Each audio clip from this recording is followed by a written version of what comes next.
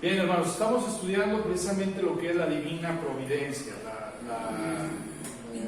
de nuestra confesión bautista de Londres de 1689. Y estamos hablando precisamente, hermanos, de lo que es la providencia de Dios. Y hablábamos la semana pasada, haciendo un breve resumen de lo que es esta doctrina. Decíamos que la doctrina de la creación está íntimamente ligada, fuertemente ligada a lo que es la doctrina de la providencia. No podemos entender la doctrina de la creación a menos de que en verdad entendamos lo que es la doctrina de la providencia. Y decíamos que la doctrina de la providencia también tiene que ver precisamente con el hecho del gobierno de Dios. Es la parte práctica de la soberanía de Dios. Esto es lo que es precisamente la doctrina de la providencia.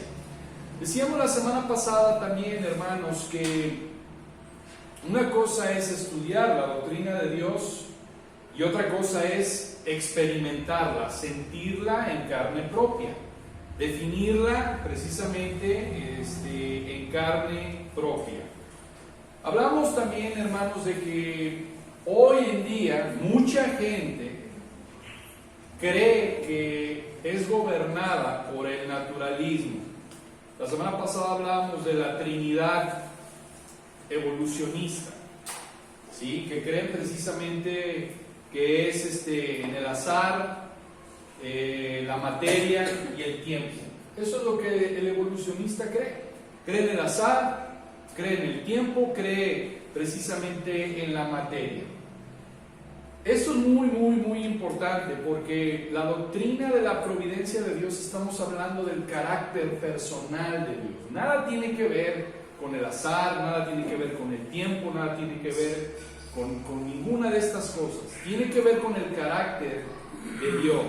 Y decíamos esto: mientras que el destino es ciego, Dios todo lo ve. La fatalidad es impersonal, pero Dios es personal. La fortuna no tiene voz, Dios sí tiene voz. Entonces, nada que ver lo que el naturalismo, lo que el evolucionismo enseña, nada que ver con lo que es Dios.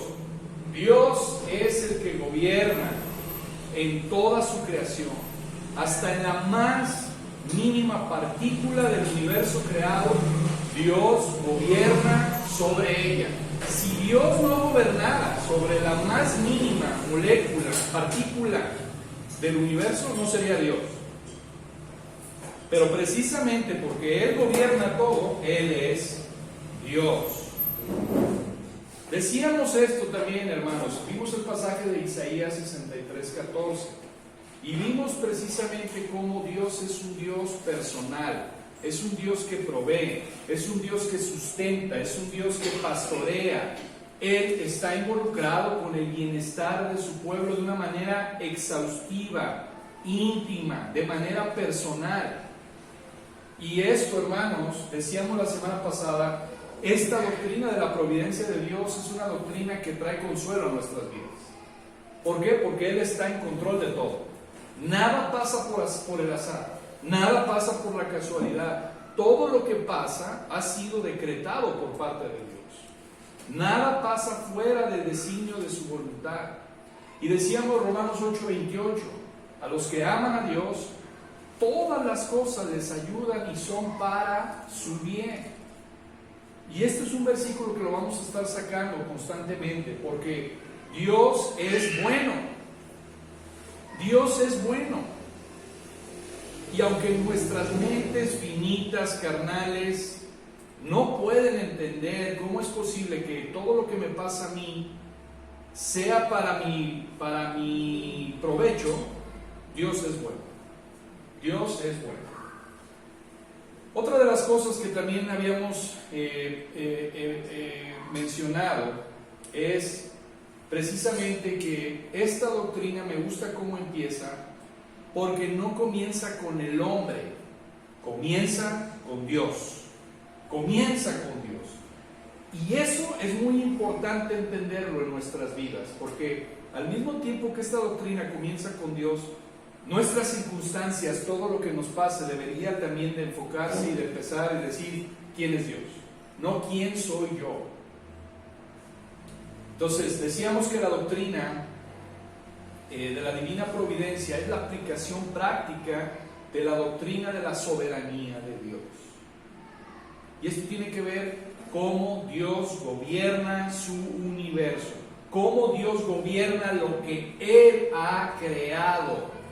Y es muy importante subrayarlo. Dios gobierna a su creación. Dios gobierna a su creación. Y la soberanía de Dios es manifestada precisamente por sus absolutos. Y que Él es exhaustivo con todo lo que Él ha creado. La doctrina de la divina providencia tiene que ver con la interacción de Dios con su creación.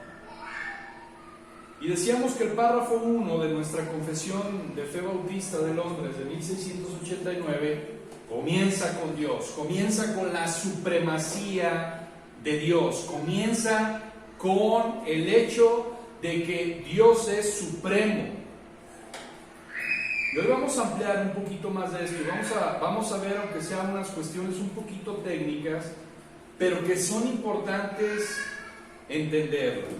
Decíamos la semana pasada también, hermanos, que aunque el hombre se esfuerza, trabaja, se levanta, toma la decisión de qué ropa ponerse, de si se baña o no se baña, de si va a trabajar o no va a trabajar, pareciera como que el hombre es el que trabaja y pareciera como que el hombre es quien tiene el poder para hacer cambios. Y el hombre a diario toma un montón de decisiones y ejercemos precisamente una voluntad. ¿Cómo es que Dios se involucra en esto? Es una pregunta que es bueno hacerlo, ¿no?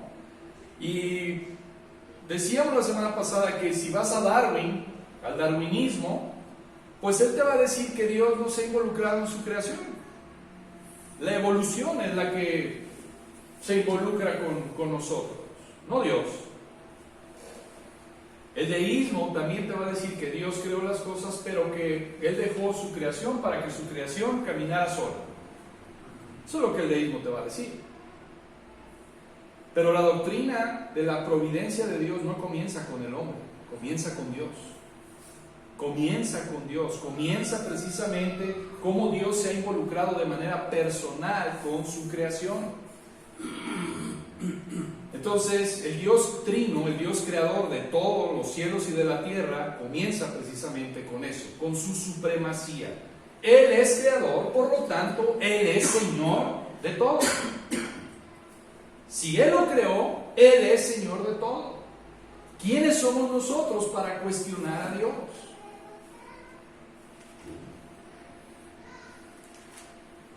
La confesión bautista implícitamente hace una distinción entre Dios y el hombre, que es creación, entre el creador y la creación, entre Dios, que es el Señor de todo, y el hombre, que es creación. Él no es el creador. Decíamos también precisamente que la semana pasada hablábamos y hacíamos distinción entre la providencia general y la providencia especial. ¿Se acuerdan? Que hablábamos acerca de la providencia general, es como Dios tiene el control de todo el universo. Y precisamente la providencia especial, que tiene que ver con los escogidos.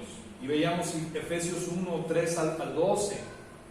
Entonces, hay muchos teólogos cristianos que hablan acerca de la providencia general, pero que no están dispuestos a reconocer la providencia especial, específica. Pero Efesios 1 al 12 habla de esto. Romanos 8, 28 al 30 habla de esto también. Entonces, cómo Dios tiene el control específico de las personas. Y hoy en esta noche quiero hablar un poquito, hermanos, de unas palabritas que son un poquito difíciles de entender. Voy a tratar de explicarlos. Y que y que tiene que ver precisamente con esto de la providencia de Dios. Ahora, cuando yo pregunto, ¿qué significa que Dios sea santo o que Dios es santidad? Que Dios es santo. ¿Qué significa esto? ¿Qué significa la santidad de Dios?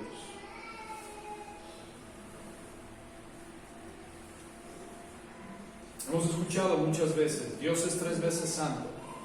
¿Qué quiere decir que Él sea santo? Sproul decía, el dilema del hombre es este, Dios es santo y el hombre no. Pero ¿qué significa que Dios sea santo? ¿Y qué tiene que ver su santidad con la providencia de Dios? Pregunta, ¿qué significa que Dios sea santo? Puro. ¿Perdón? Puro. Puro, que Dios es puro, ¿ok? ¿Qué más? Pecado. Sin pecado, muy bien. ¿Qué más? Apartado de todo mal. Apartado de todo mal, tiene que ver con la pureza. ¿Qué más? Perfecto. Perfecto. ¿Qué más? ¿Qué más significa que Dios sea santo? Que en él no hay tinieblas. Que en Él no hay tinieblas. ¿Sí? Kevin. Nos habla acerca de su carácter moral, su rectitud perfecta,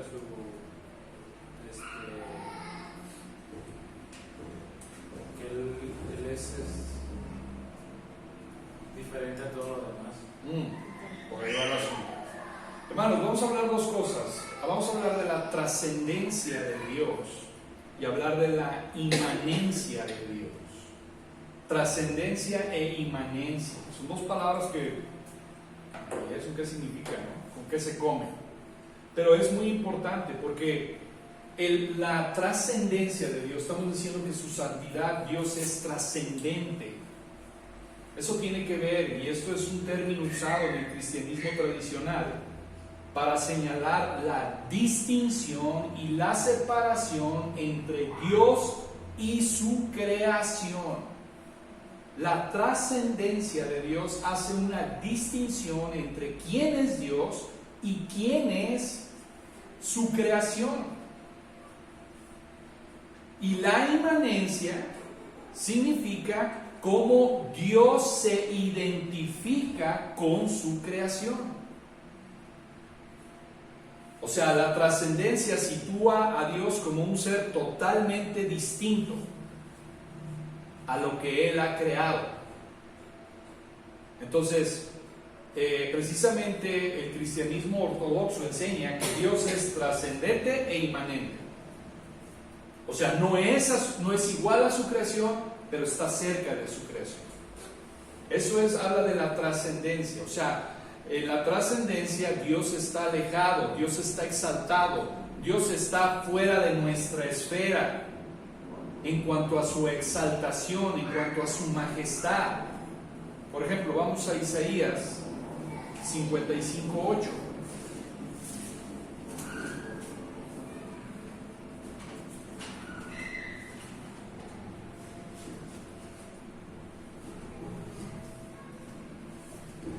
Isaías capítulo 55, versículo 8. Dice, porque mis pensamientos no son vuestros pensamientos, ni vuestros caminos mis caminos, dijo Jehová. Como son más altos los cielos que la tierra, así son mis caminos más altos que vuestros caminos, y mis pensamientos más que vuestros pensamientos. ¿Qué quiere decir estos versículos? Precisamente acerca de que Dios es trascendente. Es que sí es diferente al hombre. Exactamente, o sea, los pensamientos de Dios son totalmente diferentes a los pensamientos del hombre. Los pensamientos de Dios son totalmente diferentes a los pensamientos de nosotros. De hecho, nuestros pensamientos son un reflejo de los pensamientos de Dios. Entonces, santidad en primer lugar es trascendencia exaltada. ¿Qué quiere decir eso? Que Dios está por encima de todos nosotros, de que Dios es diferente a todos nosotros. Dios no es como nosotros. Dios no es como nosotros, más sin embargo, Dios está precisamente su inmanencia. O sea, quiere decir que aunque Dios no es como nosotros, no es un Dios lejano, sino es un Dios cercano, un Dios que está involucrado con su creación, pero que no es igual a su creación. Él llena todas las cosas y todo lo que existe, porque Él es omnipresente. Él creó al mundo, pero se sigue involucrando con su creación de la manera más íntima posible. Entonces son dos términos muy importantes, la trascendencia de Dios y la inmanencia. Trascendencia es Dios no es igual que nosotros. La inmanencia es Dios está cercano a nosotros, pero no es igual que yo. No es igual que yo. Dios no es como yo. ¿Entiende eso? ¿Entiende eso que Dios no es igual como yo?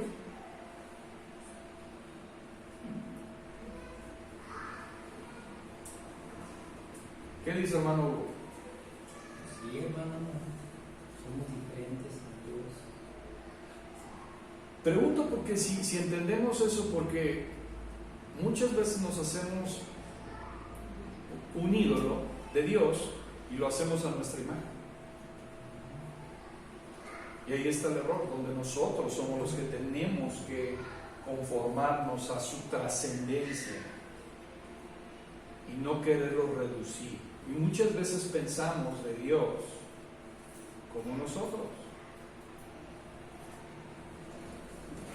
¿Cómo pudiera ser un ejemplo de esto que estoy diciendo? ¿Cómo pudiera ser un ejemplo de que muchas veces hacemos a Dios como nosotros lo pensamos? Como la parábola del hijo pródigo, que comparamos al padre de esa parábola con nosotros o con Dios.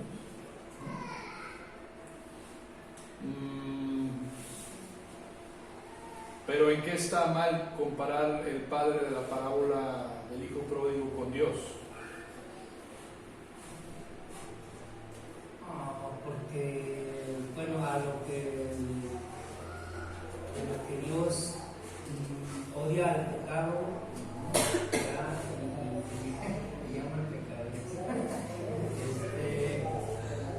El hecho de que pues este muchacho se fue pues a vivir su vida como él quería, ignorando pues lo que representaba pues a su papá pues en su vida, ¿no? Así nosotros como sí consideramos a Dios nuestro Padre, pero queremos vivir como nosotros queremos. Ok, bueno, ahí sí, por ejemplo, eso es, consideramos a Dios nuestro Padre, pero abusando de la gracia, ¿no? Padre de palabra, lo demás no sin obediencia. Padre nada más sin obediencia, de dientes para afuera. ¿Qué más? ¿Qué otro ejemplo pudiera ser? Lo que decimos, yo creo que Dios no es así, yo creo que Dios es así, yo creo que Dios va a hacer esto. Lo estamos haciendo a mi pensamiento, a lo que yo preveo, a lo que yo siento, a lo que yo me imagino. Cuando decimos, bueno, es que Dios es amor, no castiga. Pues Dios me va a castigar, pero no tan fuerte. O a veces pensamos que Dios es nada más un Dios iracundo, un Dios justiciero que nada más anda ahí, que no es amoroso, que no es perdonador. Muchas veces nos creamos esas concepciones en nuestra cabeza según nuestro estado de ánimo, pues eso es hacer a Dios a nuestra imagen, porque en ese momento nos sentimos así, pues Dios va a actuar de esta manera así conmigo. Yo veo dos cosas. Uno de ellos, por ejemplo, mucha gente viene a la iglesia y viene a las clases y todo porque no quiere que le vaya mal, porque sabe que si no viene a la iglesia, Dios lo va a castigar. ¿No? O vengo a la iglesia para que Dios me ayude en la semana. Eso es precisamente donde limitamos a Dios de esa manera. Pero hay otra también, por ejemplo, el perdón de Dios. O sea, muchas veces nosotros nos ponemos por encima de Dios, ¿no? que si confesamos nuestros pecados, Él es fiel y justo para perdonarnos y limpiarnos de toda maldad. No creemos en el perdón de Dios. ¿Cómo sería no creer en el perdón de Dios? No, Dios no me puede perdonar lo que hice, ya no me va a perdonar Dios. No, Dios no te va a perdonar por lo que hiciste, por tal o cual actitud o acción. O me puede perdonar por una mentira que hice, o por esto, pero esto que hice no. Es que como yo no me lo he perdonado, pienso que Dios tampoco me lo va a perdonar. Pensamos y lo creemos. Sí, Que es lo peor. Se llega a ser una creencia. Que es lo peor, o sea, porque no lo creemos. O sea, creemos en el perdón de Dios para otras personas, pero no en mi persona. Y eso es precisamente donde limitamos a Dios y donde no vemos a Dios en toda su majestad, en toda su esplendor, en todo que Dios esté sobre nosotros, en la supremacía de Dios. No, nos enfocamos en nosotros mismos. Por eso me gusta cómo empieza la doctrina de la divina providencia, porque comienza con Dios, no comienza con el hombre. Es el hombre el que tiene que acomodarse a Dios, no Dios a nosotros. Ahorita que dijiste que limitamos a Dios, cuando ahora me preguntaban algunas personas carismáticas y dicen, entonces si no crees que Dios puede hacer milagros, lo estás limitando.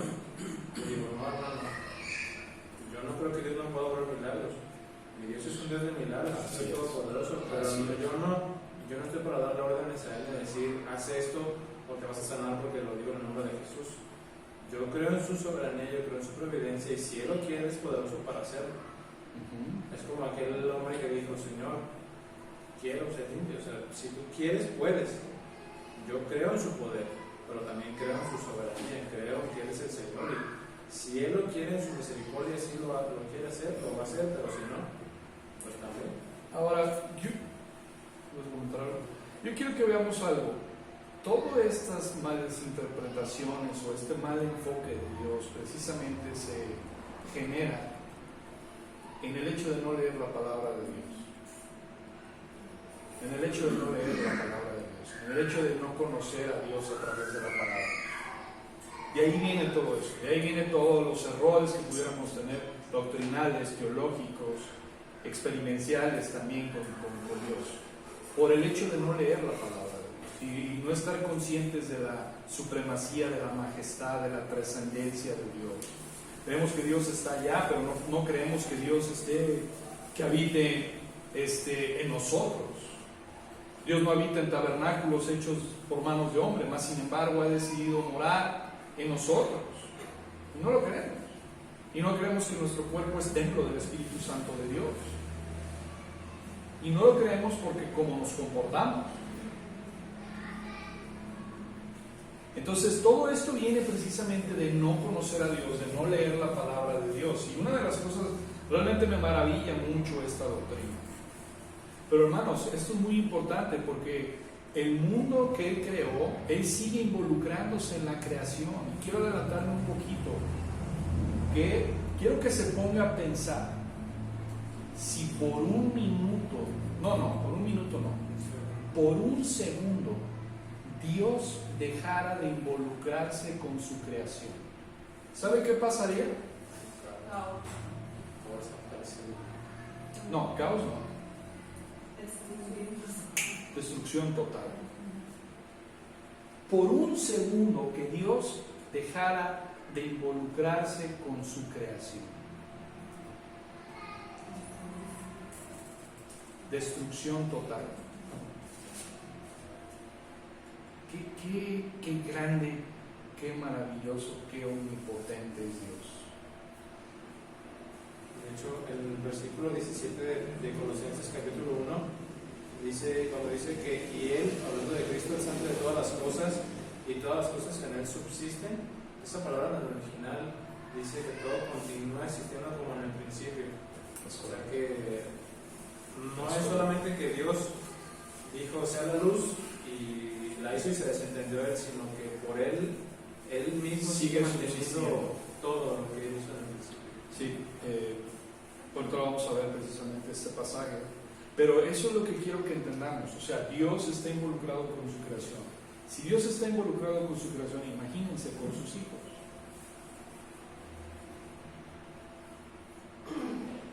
Pienso, hermanos, que cuando nosotros tengamos problemas, pensemos precisamente en la trascendencia de Dios, en quién es Dios, en todo lo que Él hace.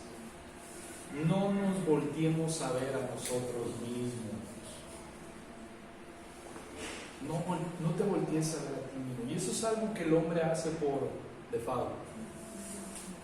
O sea, lo hace por naturaleza. El hombre verse a sí mismo como víctima, como la parte Dios no entiende. ¿Por qué permite Dios que pase todo esto? Creo que ahí, en la medida que nosotros seamos sabios y salgamos de nosotros mismos y contemplemos a Dios y quién es Dios, hermanos, eso nos va a dar un consuelo y una paz. Estaba estudiando eso y en verdad me llegó al punto de decir, Dios, si se deja involucrar un segundo, se acaba esto.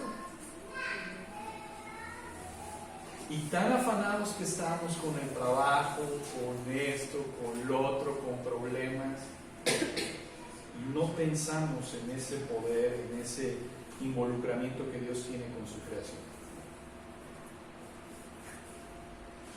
Cuando tú ves eso y ves la chamba de Dios, de todo lo que sostiene, dices, soy una pequeña muleta en todo eso. Qué grande es mi Dios y qué pequeño soy. Qué grande es mi Dios y qué pequeño soy. Y eso nos hace falta. Eso nos hace falta, porque cuando tú le das mucho valor a tus problemas, estás dejando de darle el valor que Dios merece y reclama y demanda.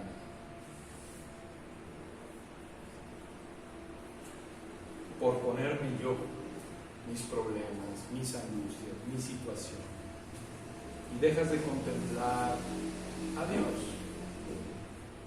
Ahora, la confesión precisamente dice en la primera parte, ¿qué dice la segunda parte? En el primer párrafo, claro. Aunque en la relación con la presencia y el decreto de Dios, o a causa primera, todas las cosas suceden inmutable, infaliblemente, de modo que nada ocurra a No, nadie. estamos en el de la divina providencia. 5, capítulo 5. Dice, Dios, el buen creador de todo, en su infinito poder y sabiduría, sostiene. Hasta ahí vamos a llegar. Hasta ahí vamos a llegar. No voy a llegar hasta allá. Dice, Dios es bueno. Y así es, Dios es bueno, Dios es perfecto, Dios es inmutable. Por lo tanto, Dios es bienhechor. Esto significa, ¿qué significa bienhechor? Que Él hace el bien. Que Él hace el bien. Él creó, todo lo que creó fue bueno.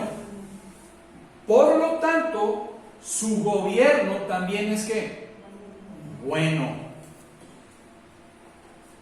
Si Dios todo lo que creó es bueno, entonces su gobierno también es bueno. La doctrina de la providencia de Dios fluye precisamente del buen creador. Dios es bueno. La doctrina de la divina providencia es una expresión de su santa, de su sabia bondad, así también como lo fue su creación. ¿Cuántos dicen amén a esto?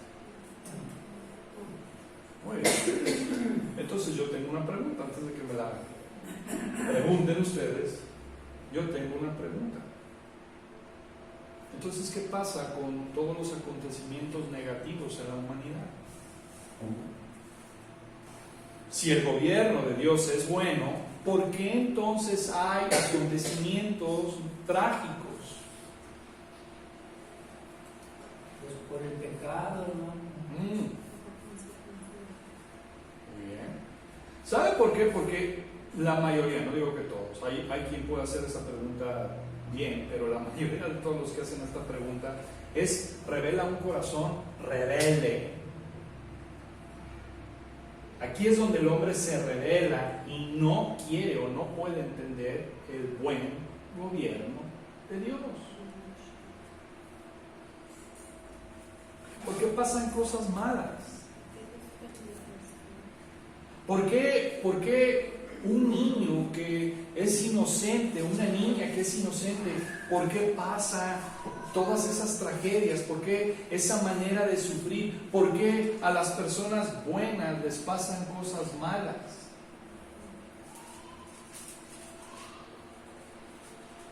Quizás vienen todas esas preguntas a nuestro: ¿por qué hay hambre? ¿Por qué hay guerra? ¿Por qué hay esto? ¿Por qué hay lo otro? ¿Por qué? ¿Por qué pasa eso? Si Dios gobierna su creación y es bueno, ¿por qué pasa eso? Y lo que es peor, todo lo que pasa en el mundo ha sido por parte del decreto de Dios. Todo lo que pasa en el mundo, todo lo que te ha pasado, ha sido porque Dios lo ha decretado así. Dios providencialmente ha orquestado todos los detalles de la historia, todos los detalles de tu vida. Él los ha orquestado y Él los ha decretado de esa manera. Todo lo diseñó Dios. Y esto, Dios no es el autor del pecado. Dios no es el autor del pecado. Dios no es un ser malo. Decimos que Dios es bueno, ¿no? Dios es bueno. Bueno, Él tiene un propósito, un fin que es bueno. Y hermanos, ese fin supera o cancela todo el sufrimiento que podamos experimentar en nuestras vidas. ¿Por qué hay tanto sufrimiento? Quizás nos preguntamos. Pero la pregunta más bien es: ¿por qué pecamos tanto que provocamos tanto sufrimiento?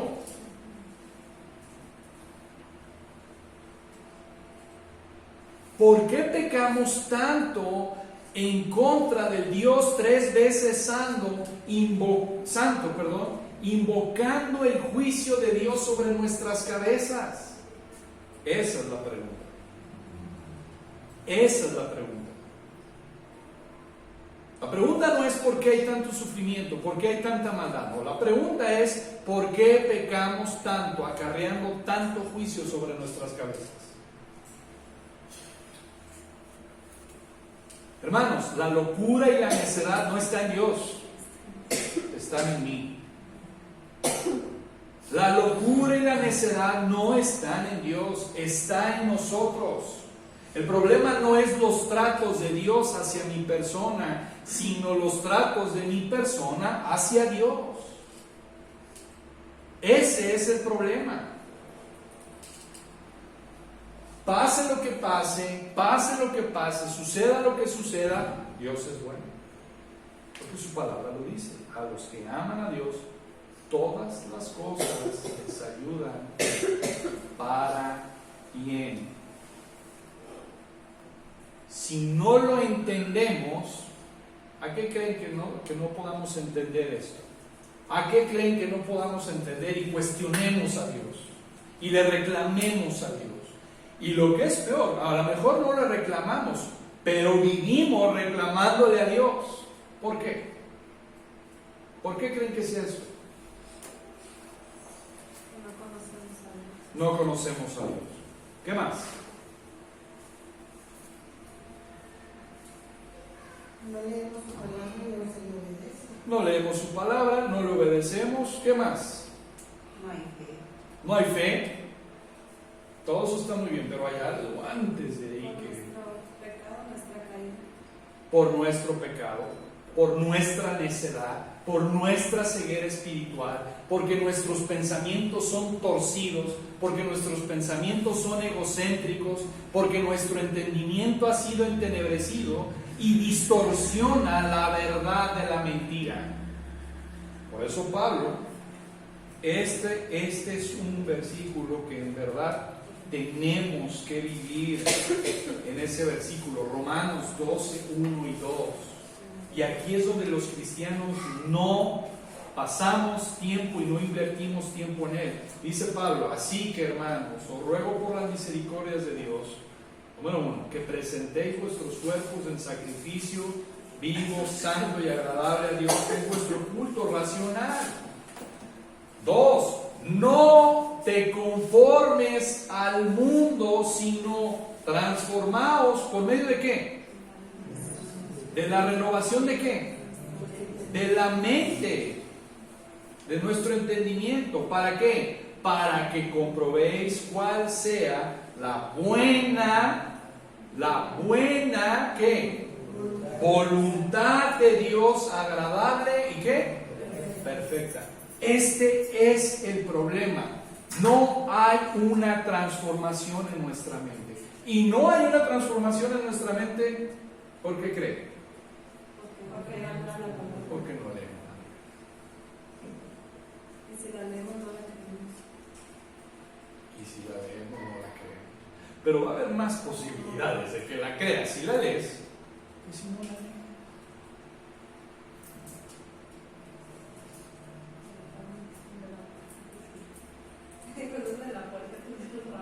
Ahí es donde la puerca torció el rabo, como dice el rey.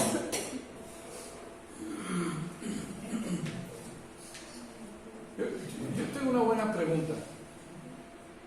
¿Cuántos dicen amén a lo que acabo de decir? ¿No? Ya saben, ¿verdad? Ya saben, ya se la saben. Hermanos, es que ese es el problema. Déjenme hacerle una pregunta, no la contesten, en el tribunal de nuestra conciencia. ¿Hoy hiciste tu devocional? ¿Hoy leíste la palabra? ¿Hoy oraste al Señor? ¿Tuviste tu culto de adoración familiar ayer?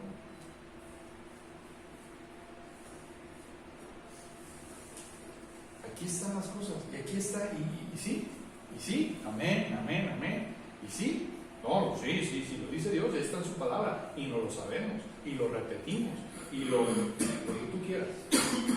Inclusive lo tengo ahí en mi casa, ¿no? Un cuadro ahí pegado, tenemos toda nuestra casa saturada con la palabra de Dios.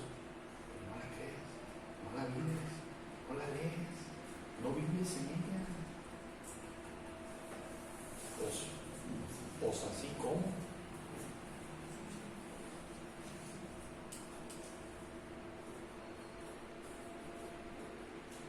No sé si logro transmitir.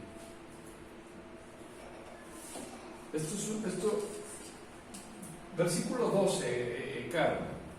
¿Crees que es una opción? ¿Crees que es cuando tengas tiempo? ¿Crees que es una sugerencia de Dios? ¿O qué crees que sea? Romanos 12:2. ¿Crees que sea un buen tip de sugerencia? ¿Crees que es una opinión por parte de Dios? ¿O qué crees que es este mandamiento?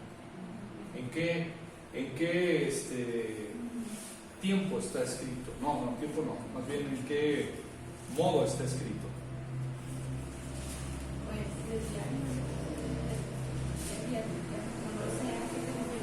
Es un mandamiento de Dios. Es un mandamiento de Dios. Eso es un imperativo de Dios.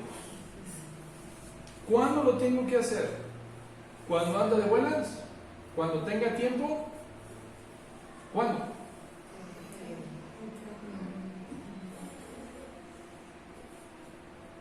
Y aquí está. ¿Por qué no tengo una vida espiritual con madurez en mi vida? Pues porque no estás transformándote por medio de la renovación de vuestro entendimiento.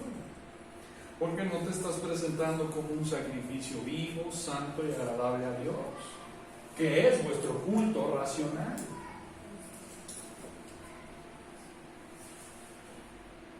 No sales maravillado de la majestad de Dios, de la supremacía de Dios, de quién es Dios. todo está concentrado en ti, en ti, en ti, en ti, en ti, no hay lugar para Dios. No hay lugar para Dios. Y una de las cosas de esta doctrina de la providencia de Dios es que está relacionada con los atributos de Dios. Esta doctrina de la providencia divina está relacionada con los atributos de Dios. Y creo que es una buena pregunta preguntar: ¿conoce los atributos de Dios? ¿Conoce los atributos? Dios es omnipotente, omnisciente, Dios es fiel, Dios es omnisciente, Dios es amor, Dios es 3 veces santo. ¿Los conoces? ¿Conoce los atributos de Dios? Sus características, el carácter de Dios. Y esta confesión precisamente destaca el poder, la sabiduría, la omnipotencia, la omnisciencia sabia de Dios. Y vamos a Isaías, capítulo 46, versículos 9 y 10. Isaías 46, versículos 9 y 10. Y aquí está también, este es un imperativo, este es un mandato. Acordaos de las cosas pasadas desde los tiempos muy antiguos, porque yo soy Dios y no hay otro Dios, y nada hay semejante a mí, que anuncio lo por venir desde el principio y desde la antigüedad lo que aún no era hecho, que digo, mi consejo permanecerá y haré todo lo que quiero. Gracias. ¿Qué quiere decir los versículos? Hay tanto que está aquí en estos dos versículos. Tanto que hay en estos La dos versículos. soberanía de Dios. La soberanía de Dios. Muy bien. ¿Qué más? Isaías 46, 9 y 10. Isaías 46, 9 y 10. ¿Qué más? ¿Qué dice esto? Es el único Dios que nada se le parece a él. Es el único Dios. ¿Qué más? Que nada se le parece a él. Nada hay semejante a Él. ¿Qué más?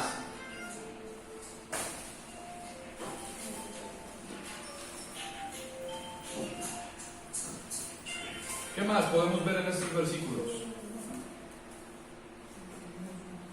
Noemí.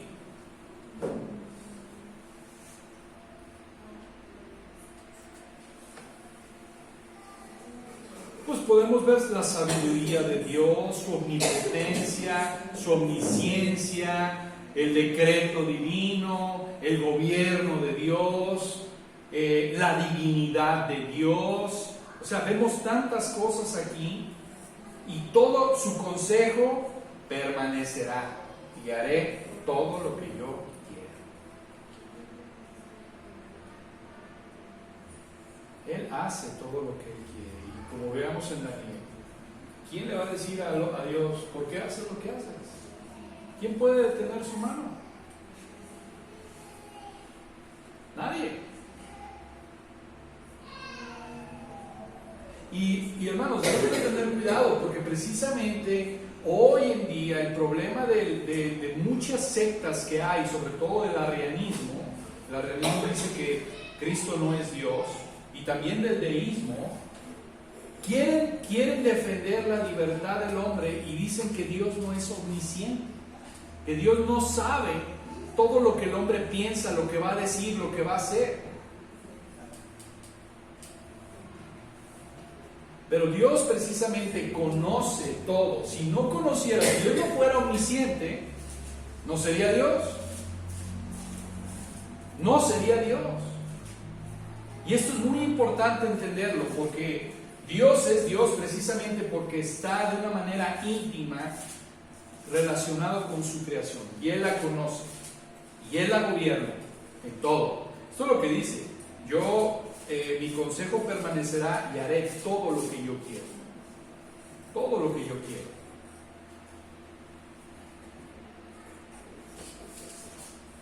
Muy bien, y hay un pasaje, hermano, que dice que aún no está nuestra palabra en la boca de Él ya sabe. Y Él ya la sabe. Que Él anuncia precisamente lo que va a pasar.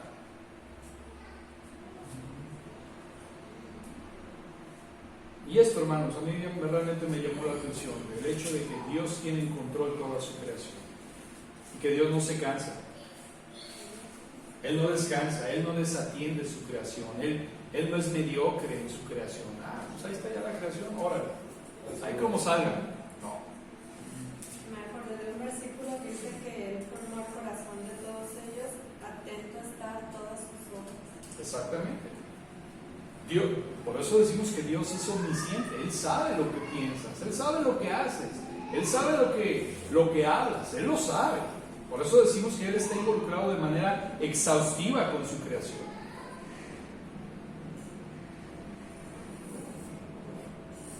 Ahora sí, vamos a Colosenses 1:17.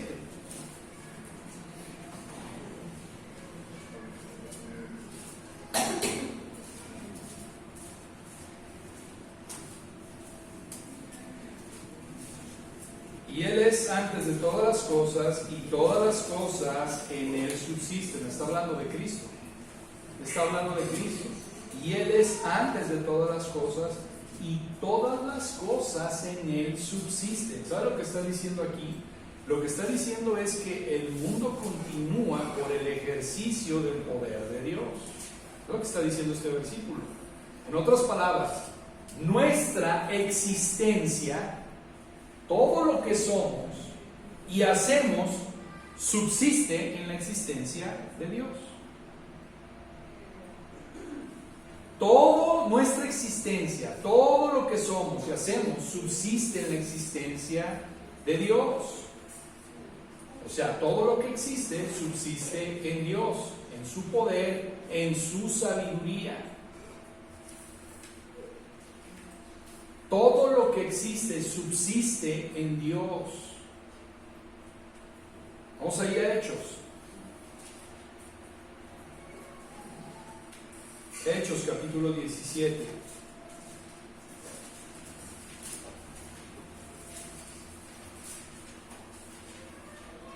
Versículo 28. Para entender esto de que todo lo que existe subsiste en Dios. Esto es lo que está diciendo este versículo. Hechos 17, 28. Porque en Él vivimos y nos movemos y somos, como algunos de vuestros propios poetas también han dicho, porque linaje suyo somos. Entonces, en Dios vivimos y nos movemos y somos. Por eso digo que todo lo que existe subsiste en Dios. Todo lo que hacemos, todo lo que somos, subsiste en la existencia de Dios. Y esto habla precisamente de este decreto divino, de la providencia divina de Dios. Hermanos, no sé tú, pero esta doctrina a mí me hace ser chiquito, pequeñito, dependiente de Dios. Cuando voy a acostarme, Dios no descansa. Dios no duerme, Dios no se cansa. Él está cuidando su creación. Imagínense que Él se cansara y se fuera a dormir. ¿Dónde estuviera? Entonces esto precisamente nos llama a todo lo que hay en el universo, todo lo que Dios hace es digno de alabarle, es digno de alabarle, es digno de caer en adoración delante de Dios, es digno de, como dice Juan, vamos a Juan 3.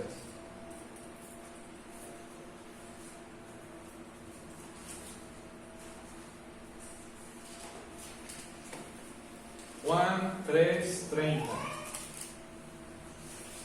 Es necesario que Él crezca, pero que yo ¿qué? Mengue.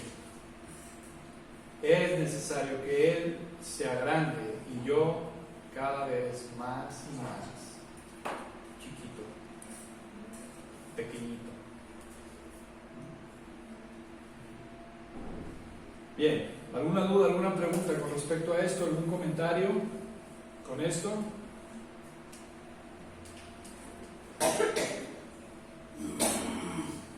No, si no, yo les voy a preguntar. A ver, Javier, la diferencia entre trascendencia e inmanencia. Bien fácil. La trascendencia es separación de Dios y su creación. Y la inmanencia, Dios está cercano a nosotros. Muy bien. La inmanencia es que se identifica a Dios con su creación. Y la trascendencia es precisamente la separación, la distinción entre Dios y su creación. Eso es lo que significa la santidad de Dios. Dios está apartado por encima de todos, es diferente a todos. Bien, quedan 5 minutos. Pregunta, ¿alguna pregunta, alguna duda? Eric.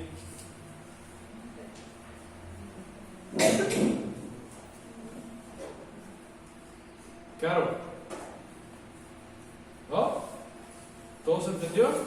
Cuando dices que hizo la creación, que por decir, está gastando energía, esa energía la sigue gastando en todo momento. Y es como dices que si deja un segundo de sin energía se deshace la creación. Claro. Entonces, cada cosa que hace creación está. Por eso, cuando dicen que te regenera, gasta más energía ahí, pero sigue gastando energía en el ser humano y cuando le mete energía es cuando lo transforma. O sea, Dios es omnipotente, todo poder. Y Él precisamente gobierna todas las cosas, tiene la creación en su poder. O sea, no es la creación y ya Está dirigiendo, ¿no? Sí, no, está sosteniendo todas las cosas. Por eso lo que dice Hechos 17, en Él nos movemos. Y luego también lo que dice Hebreos 1.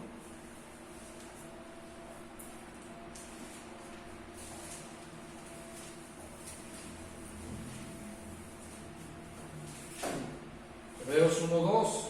En estos postreros días nos ha hablado por el Hijo, a quien constituyó heredero de todo y por quien asimismo hizo el universo. Y Colosenses 1:17. Y Él es antes de todas las cosas y todas las cosas en Él subsisten. En Él subsiste. Entonces todo lo que Dios hizo, y existe, subsiste en Él. Él mantiene su creación.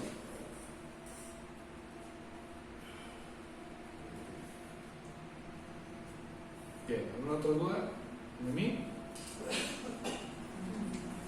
Bueno, ok, entonces nos despedimos. Kevin, ¿quieres despedirnos en oración, por favor?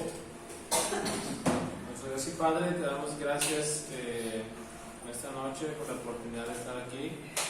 Gracias también por tu palabra, porque ella nos revela cosas acerca de ti y acerca de nosotros. Nos muestra la realidad de quién es el hombre y de quién es Dios.